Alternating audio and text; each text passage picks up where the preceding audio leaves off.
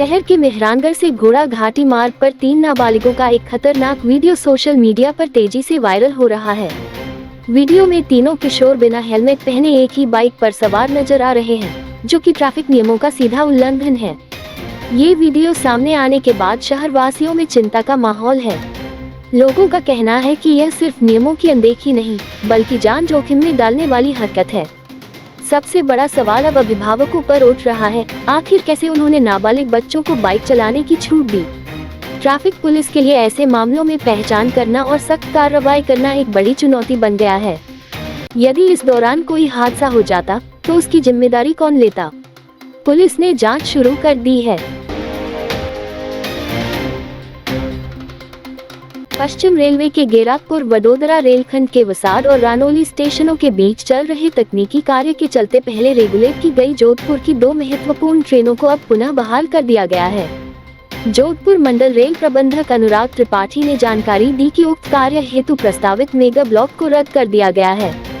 इसके चलते अब 8 जून को प्रस्थान करने वाली ट्रेन संख्या 14,807 जोधपुर दादर एक्सप्रेस और ट्रेन संख्या 20,626 भगत की कोठी चेन्नई सेंट्रल सुपरफास्ट को पुनः चालू कर दिया गया है। दोनों ट्रेनें अपने पूर्व निर्धारित समयानुसार संचालित होंगी। केंद्रीय जल शक्ति मंत्री गजेंद्र सिंह शेखावत जोधपुर दौरे पर पहुंचे और मीडिया से बातचीत में कांग्रेस नेता राहुल गांधी पर तीखा हमला बोला। शेखावत ने कहा कि राहुल गांधी देश की संवैधानिक संस्थाओं को लेकर लगातार गैर जिम्मेदाराना टिप्पणियां कर रहे हैं, जो न केवल अनुचित है बल्कि देश की वैश्विक छवि को नुकसान पहुंचाने वाली भी है।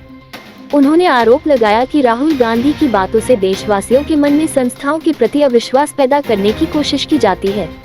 शेखावत ने तंज कसते हुए कहा, ये भगवान की कृपा है कि जनता ने पहले भी राहुल गांधी पर भरोसा नहीं किया और अब तो हालात ऐसे हैं कि भविष्य में भी नहीं करेगी।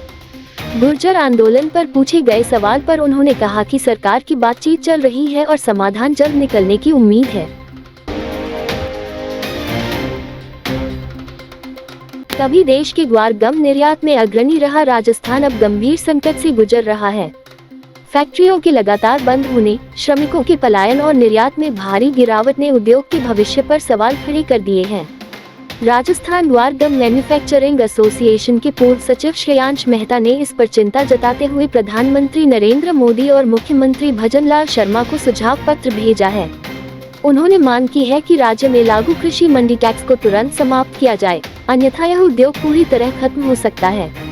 मेहता ने बताया कि पड़ोसी राज्यों गुजरात, हरियाणा और मध्य प्रदेश में ग्वार गम पर कोई मंडी टैक्स नहीं है, जिससे राजस्थान के किसान भी अन्य राज्यों की मंडियों का रुख कर रहे हैं।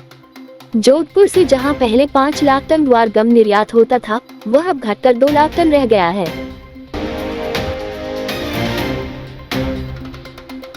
जाखल गांव स्थित हनुमान जी मंदिर प्रांगण में इन दिनों श्रीमद् भागवत कथा का भव्य आयोजन किया जा रहा है। कथा में व्यासपीठ से सुश्री विमला बाइसा द्वारा संगीतमय शैली में कथा प्रवचन किए जा रहे हैं, जिन्हें सुनने के लिए जाखल सहित आसपास के गांवों से श्रद्धालु बड़ी संख्या में पहुंच रहे हैं। कथा स्थल पर वातावरण भक्ति और श्रद्धा से सराबोर है। भीषण गर्मी के बावजूद श्रद्धालुओं की आस्था में कोई कमी नहीं दिखी। ग्रामवासियों की ओर से सभी श्रद्धालुओं के लिए ठंडे पेय और आइसक्रीम की विशेष व्यवस्था की गई, जिससे सभी को राहत मिली। कार्यक्रम में गांव के प्रमुख नागरिकों सहित समस्त ग्रामवासी सक्रिय रूप से सहभागी बने हुए हैं। इस आयोजन को लेकर पूरे गांव में धार्मिक उत्साह का माहौल बना हुआ है और प्रतिदिन श्रद्धालुओं की संख्या बढ़ती जा रही है। कस्बे के निकटवर्ती झंवर में न्यायेश्वर महादेव गौशाला समिति का हाल ही में स्थानीय सरपंच और समाजसेवी भंवरलाल पटेल ने औचक निरीक्षण किया। उन्होंने गौशाला की व्यवस्थाओं और संरचनाओं का जायजा लिया। सरपंच पटेल ने बताया कि गौशाला की व्यवस्थाएं और संरचनाएं सराहनीय हैं। उन्होंने गौमाता की सेवा में लगे भामाशाहों, कार्यकारिणी सदस्यों और पशु चिकित्सालय के स्टाफ को उनके समर्पण और समय पर टीकाकरण के लिए धन्यवाद दिया। उन्होंने सभी ग्रामवासियों और भामाशाहों से अपील की कि वे गौमाता की सेवा में और अधिक योगदान दें। गौशाला में भामाशाह जुक्ताराम पटेल की ओर से गौमाताओं को गर्मी से बचाने के लिए वातान तंत्र भी स्थापित किया गया है, जिसके लिए उनका विशेष आभार व्यक्त किया गया। इस मौके पर कार्यकारिणी सदस्य छोगाराम पटेल, बालाराम सोलंकी, जुक्ताराम पटेल और गौशाला कर्मचारी भी उपस्थित थे।